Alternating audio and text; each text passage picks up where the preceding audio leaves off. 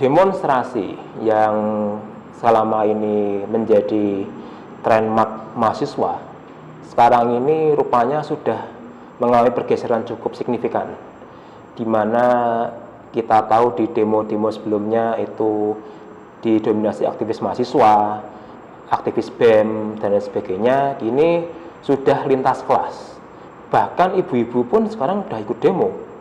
Nah, ini menunjukkan apa? Bahwa sekarang ini ternyata permasalahan-permasalahan publik yang itu tidak bisa diselesaikan oleh pemerintah kemudian memicu banyak orang untuk turun ke jalan rapatkan barisan.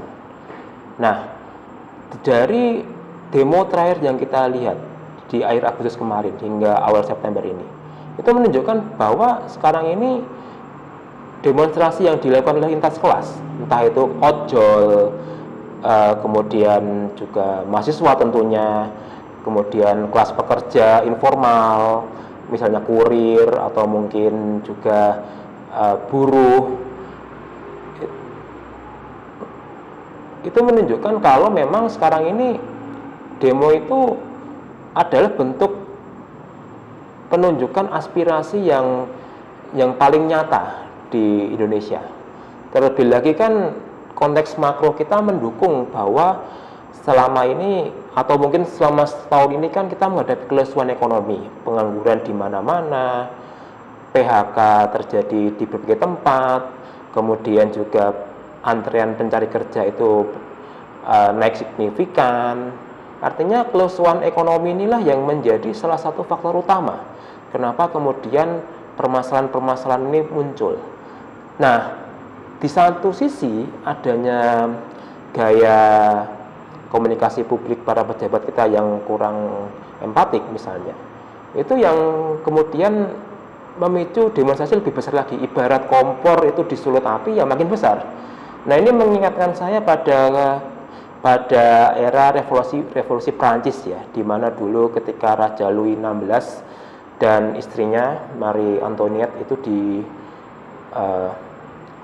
oleh rakyatnya sendiri, yang kemudian memicu revolusi Prancis, di mana awalnya juga sama, gemar berfoya-foya atau mungkin gemar memamerkan harta di tengah masyarakat yang lagi susah.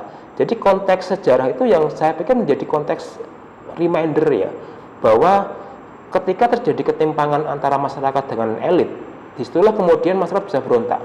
Nah, kasus yang terjadi di Indonesia kemarin atau yang dikenal dengan gerakan 17+8 ini menarik karena memang di sini ternyata demonstrasi itu mampu untuk menghimpun berbagai masalah di benak banyak orang, masalah ekonomi, masalah sosial, masalah politik. Jadi di sini tidak semata-mata untuk mengguncang rezim ya, atau mungkin mengguncang pemerintahan, tapi lebih pada membuka batin masyarakat, membuka batin elit, bahwa ini loh masalah-masalah yang tidak selama ini kamu ketahui. Dan ternyata bisa lihat gimana serangkaian demo terjadi di mana-mana, dan ketika itu disulut oleh elit yang kurang responsif, tambah besar lagi demonya. Ini menunjukkan bahwa apa? Demo sekarang sudah menjadi isu lintas kelas. Demo sekarang bukan lagi diletup karena isu-isu soal politik, tapi lebih pada isu yang bertebaran di sosial media khususnya, entah itu di TikTok atau di Instagram, yang menjadi platform favorit anak muda sekarang. Dan ketiga, bagaimana kita bisa melihat bahwa demo sekarang itu disampaikan secara kreatif melalui meme, melalui petisi online, hingga kemudian membuat banyak orang kemudian turun ke jalan.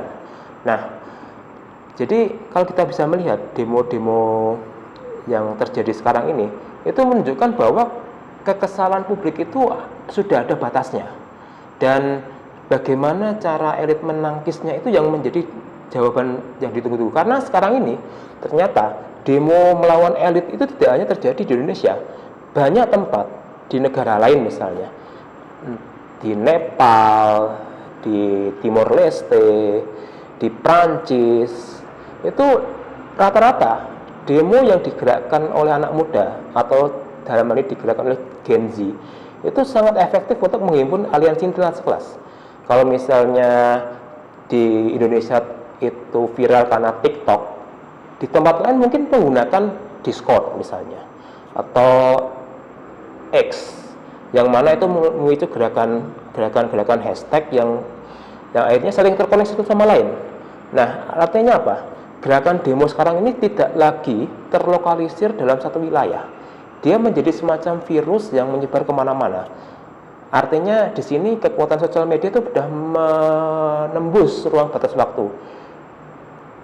Dari Indonesia kan kita bisa melihat demo 17/8 ini memicu gerakan pergolakan di Nepal, yang mana anak mudanya yang kemudian turun ke jalan mampu menggulingkan pemerintahan. Pemerintahan menterinya jatuh, diganti yang baru. Di Prancis pun juga sama. Di Timor Leste sekarang sedang berlangsung. Lagi-lagi karena permasalahannya adalah soal elit, gap elit dan masyarakat itu yang makin melebar. Nah, tentu di sini kita bisa melihat pembelajaran bahwa setelah pemilu, tidak selamanya sekarang elit bisa berleha-leha menjaga jarak dengan rakyatnya sembari duduk manis di kekuasaan. Mereka di era sekarang ini, karena ada sosial media yang sekarang itu mampu memviralkan sesuatu hal, entah itu isu besar, isu kecil, yang sekarang jadi mata dan telinga elit untuk terus didengar. Apakah mereka sesuai dengan konstitusi atau keluar dari amret masyarakat. Dan inilah yang kita bisa melihat dari berbagai macam isu viral dimanapun ya, dimana sosial media yang itu ditutup dari isu kecil itu menjadi isu yang besar.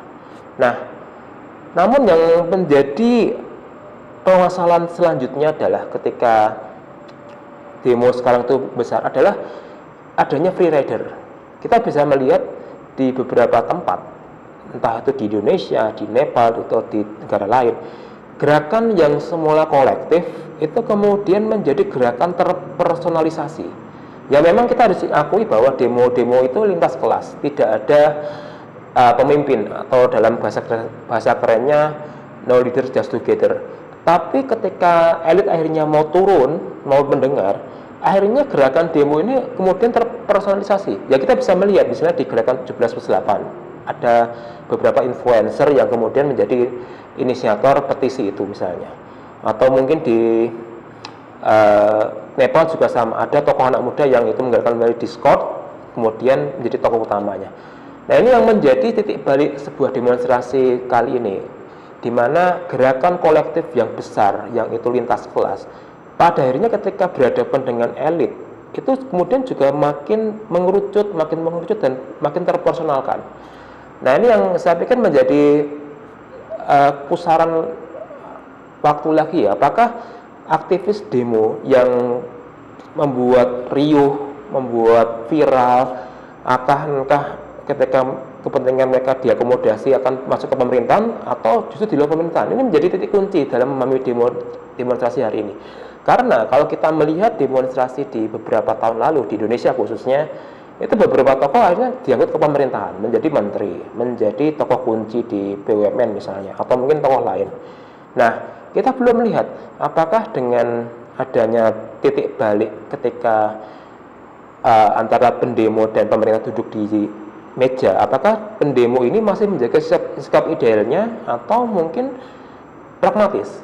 Nah, ini yang saya pikir menjadi pertanyaan berikutnya ketika membahas demo sekarang ini, karena semua analis, semua pengamat itu melihat demo sekarang itu demo yang